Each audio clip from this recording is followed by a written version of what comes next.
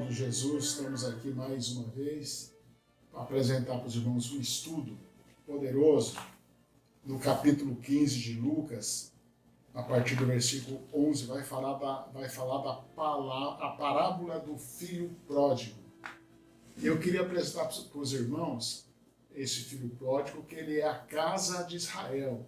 Nós já falamos e temos vídeos aí no canal de que a casa de Israel são as 10 tribos do norte, que separou da casa de Judá, que são as 2 do sul. Se formaram 2 nações. Foram separadas lá em 1 Reis, no capítulo 11 e 12, houve essa separação. Amém? Em nome de Jesus. Quando o Senhor Jesus conta esta parábola aqui, ele estava se referindo às 2 casas, de Israel e de Judá. E nós vamos passar aqui para os irmãos esse entendimento através da Bíblia. Vamos andar na Bíblia e passar esse entendimento para os irmãos aqui, em nome de Jesus. Amém?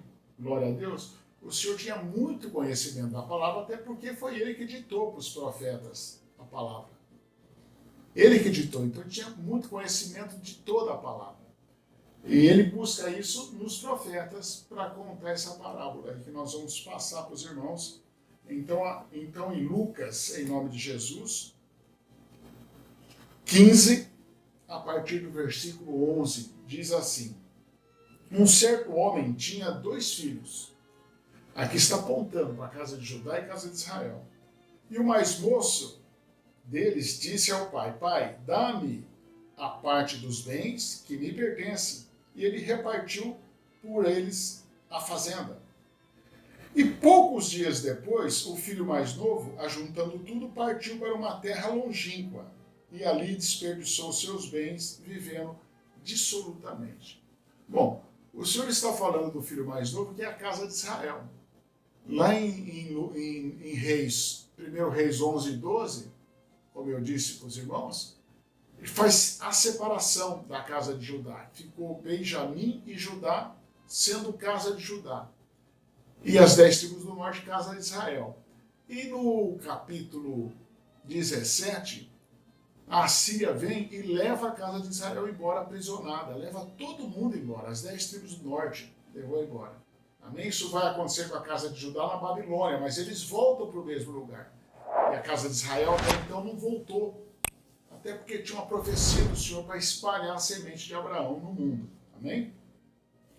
Então, eu vou passar para os irmãos aqui os versículos dos profetas que vai apontando para isso aí. Ó. Em Jeremias 3, em nome de Jesus, abre aqui em Jeremias 3.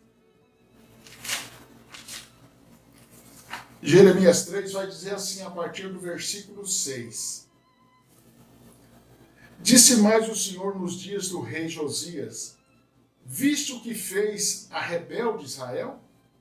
Ela foi a todo monte alto e debaixo de toda árvore verde, e ali andou prostituindo-se. Quando o Senhor fala em prostituição aqui, ele aponta a adoração a falsos deuses, as imagens desses deuses, né? Porque o Senhor se sente traído pela casa de Israel, no caso aqui, porque ela tinha deuses de pedra e de madeira, ele vai citar isso aqui, e adorava esses deuses. Chegou a um ponto que o Senhor interrompeu isso, despedindo a casa de Israel. E eu disse: depois que fizer tudo isso, voltará para mim. Mas não voltou, e viu isso a sua aleivosa irmã Judá. Irmã Judá é a casa de Judá, amém? Aleivosa, o Senhor está dizendo, está usando, na tradução é traiçoeira. Amém? Versículo 8.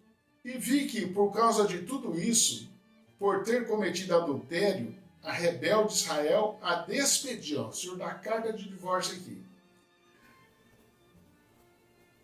E lhe dei a sua carta de divórcio, que a leivosa Judá, sua irmã, não temeu, mas foi e também ela mesma se prostituiu.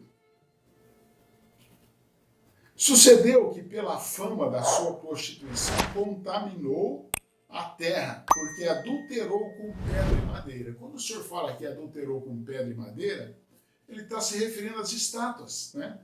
Que até hoje tem por aí gente fazendo essa falsa adoração aí, em nome de Jesus. Amém? voltemos aqui a Lucas 15 e vai estar escrito assim agora a partir do 14. O que nós vemos aqui, do 11 ao 13, foi a partida da casa de Israel. O Senhor deu a carta de divórcio. Então a proteção que ele tinha sobre as 10 tribos do norte, ele tirou a mão. E aí ela se espalhou pelo mundo, foi aprisionada e nunca mais voltou. Amém? O versículo 14, nós vamos falar agora da vida que ela teve sem Deus, na figura do filho pródigo. Havendo ele gastado tudo, houve naquela terra uma grande fome e começou a padecer necessidades. E foi e chegou-se a um dos cidadãos daquela terra, o qual mandou para os seus campos apacentar porcos.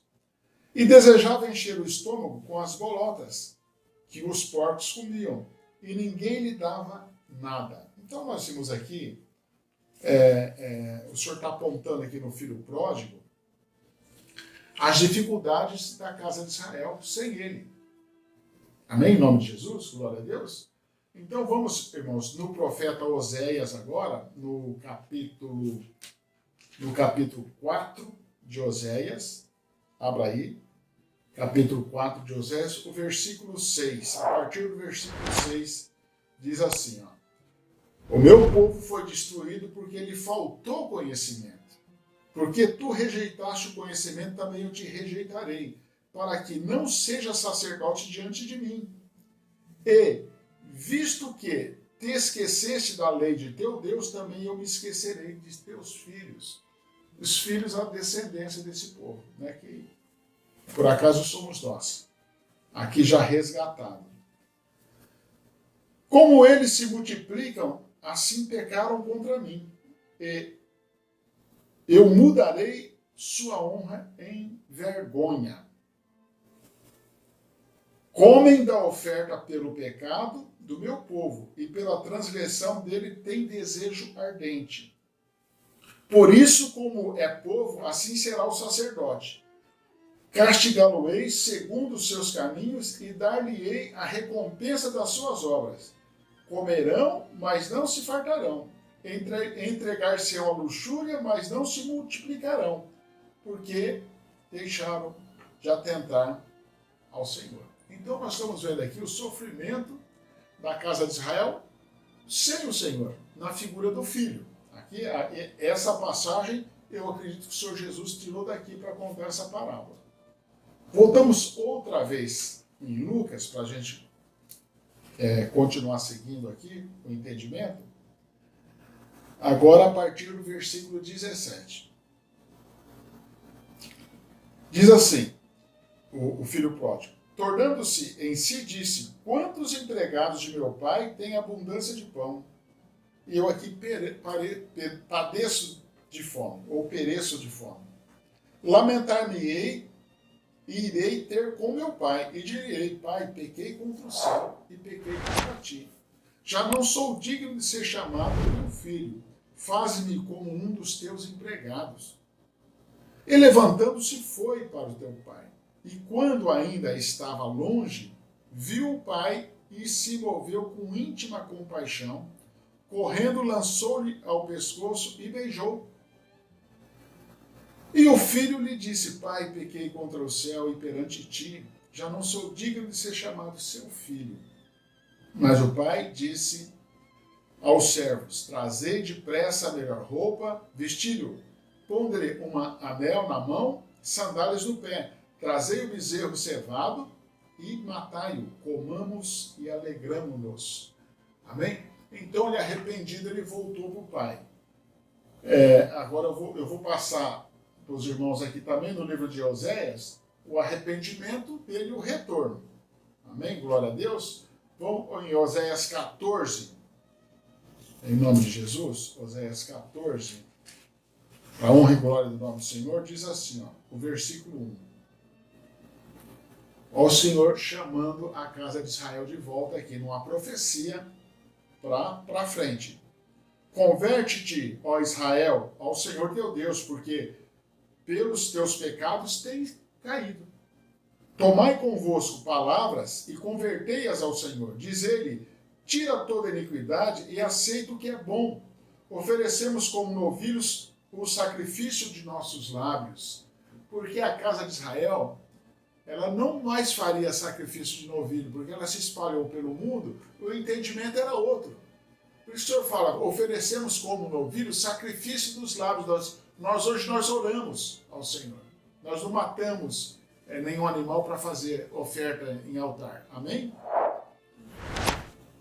Não nos salvará a Assíria. Por que o Senhor está citando a Assíria aqui? Porque é a Assíria que levou a casa de Israel presa.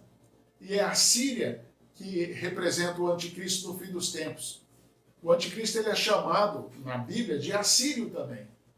Amém? Por quê? Porque ele vai vir da Assíria.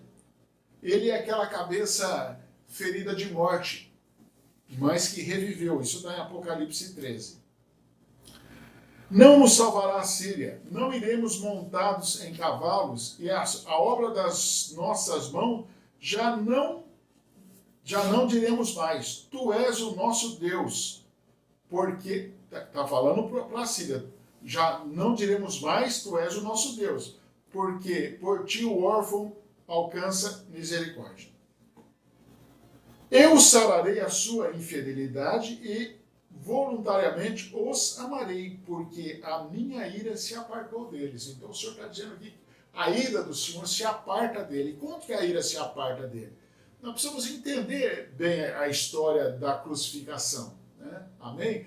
Porque se nós formos, por exemplo, em Romanos, no capítulo 7 de Romanos, vai estar uma instrução para o homem e a mulher casada.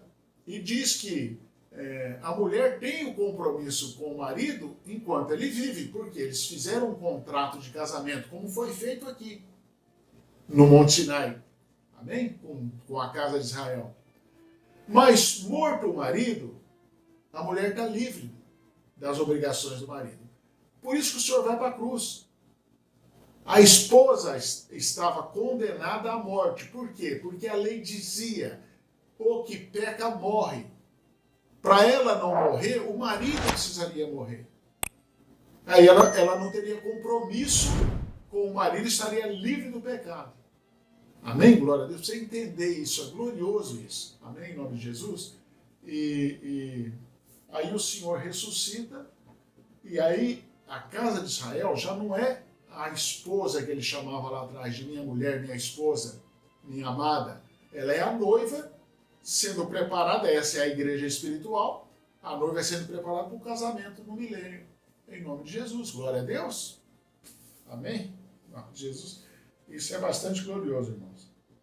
Então, pula para o versículo 8 aí, irmãos, para não ficar muito comprido. Ó. O versículo 8 do capítulo 14 de Oséias diz assim, Efraim dirá. Por que Efraim? Porque a bênção da multidão de nações estava em Efraim.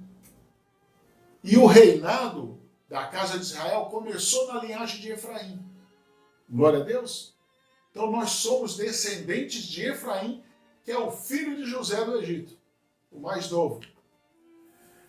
Quando na Bíblia está se referindo a Efraim, está se referindo a nós, casa de Israel.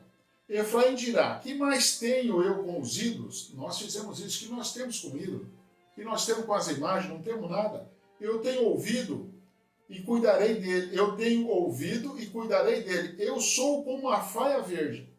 De mim é achado o teu fruto. Quem é sábio, que entenda essas coisas. Quem é prudente, para que saia dessas coisas. Porque os caminhos do Senhor são retos, e os justos andarão nele, mas os transgressores neles cairão. Amém? Em nome de Jesus, irmãos? Bem entendido até aqui? Glória a Deus? Então, entendido isso aqui, em nome de Jesus, nós voltamos para Lucas 15. Em Lucas 15, agora nós vamos continuar no versículo 25. Aqui nós vamos mostrar para os irmãos, a partir de agora, que o filho mais velho não queria que o pai abençoasse o filho mais novo. Se nós olharmos para outras parábolas que o Senhor conta na Bíblia, nós vamos ver casa de Israel e casa de Judá, que nem aqui. A casa de Judá não queria que a casa de Israel fosse abençoada. Os irmãos vão ver na passagem de João 4, por exemplo, com a samaritana, ela fala para o Senhor é judeu? Está conversando comigo? Por quê? Judeu não conversa com samaritano. A Samaria é a capital das 10 tribos do norte, é a casa de Israel. Então, a casa de Judá não aceitava a casa de Israel. Essa figura está aqui nos dois filhos aqui, o filho mais velho. O seu filho mais velho estava no campo e quando veio e chegou perto da casa, ouviu música e dança.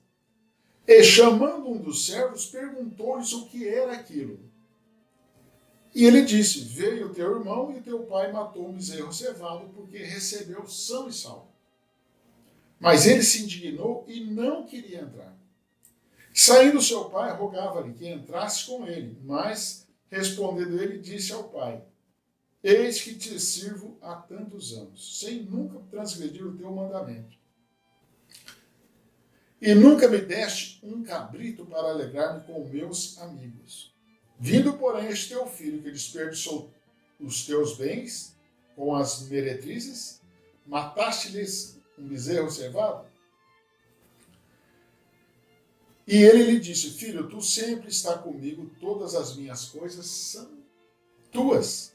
Mas era justo alegrar-nos, folgarmos, porque este teu irmão estava morto e reviveu, e tinha perdido e se achou. Então nós vemos aqui a ira da casa de Judá com a casa de Israel, porque eles não aceitavam de volta, né?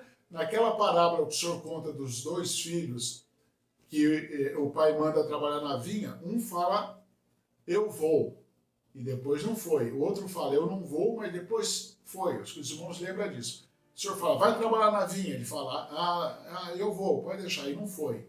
E o outro fala, eu não vou, mas depois foi. O que diz eu vou e não vai é a casa de Judá. Por que é a casa de Judá? Porque eles se acham salvos. Isso é um símbolo da religião hoje. As religiões, elas colocam na cabeça das pessoas que eles não têm uma luta pela frente, eles são salvos. Quando na realidade a salvação não está na religião, está na Bíblia. A casa de Judá se achava salva e as consequências nós vimos que foi danosa para eles lá após a morte do Senhor. E a casa de Israel, que o Senhor morreu na cruz para que ele fala para a mulher Ciro Finícia, eu não vim senão para as ovelhas perdidas da casa de Israel. Era a ovelha que foi embora. O Senhor fala da parábola das 100 ovelhas também, antes dessa parábola aqui. É a ovelha que foi embora. E ele foi buscar essa ovelha. É a casa de Israel. Amém? Glória a Deus. Está entendido? Aquele filho que diz para o pai, eu não vou, mas depois foi, somos nós a casa de Israel. Porque nós estávamos nessa situação aqui de que esse filho esteve aqui desraigado de Deus e vivendo uma situação terrível, toda essa geração, né? Então, eles tinham vergonha não se achava digno de trabalhar na obra. Então, eles disseram, eu não vou. Mas depois, com a morte do Senhor, a força do sangue da cruz nos leva ao trabalho da evangelização. Amém? Em nome de Jesus, está entendido aí? Para a honra e glória do nome do Senhor. Nós estamos dentro do tempo, irmão? Aleluia, glória a Deus. Então vamos mostrar aqui, irmãos, ó. Isaías 11. Isaías 11 vai colocar essas duas casas junto aqui. Amém? Em nome de Jesus. Isaías 11 diz assim, morará o lobo com o cordeiro, e o leopardo com o cabrito se deitará, e o bezerro e o filho do leão e o animal cevado andarão juntos, e um menino pequeno os guiará. Isso aqui está apontando para Apocalipse. Perdão, para depois de Apocalipse, para o milênio. Já as duas casas estão juntas. Amém? Em nome de Jesus. Os irmãos leem aí, para a honra e glória do nome do Senhor, Isaías 11 vai falar já do milênio. das duas casas juntas aí. Amém? Aqui em Oséias, no capítulo 1 de Oséias, a partir do versículo 10 e 11, só diz assim: todavia o número dos filhos de Israel será como a areia do mar, que não se pode medir nem contar. E acontecerá que do lugar que lhes dizia, vós não sois meu povo, isso aconteceu lá atrás, no divórcio, se lhes dirá, vós sois filhos de Deus vivo. E aqui é a união das duas casas. Ó. E os filhos de Judá e os filhos de Israel juntos se congregarão e constituirão sobre si uma só cabeça, e subirão da terra, porque grande será o dia que Deus semeia. Glória a Deus, está entendido, irmãos? Na parábola do filho pródigo, ficou bem entendido em nome de Jesus?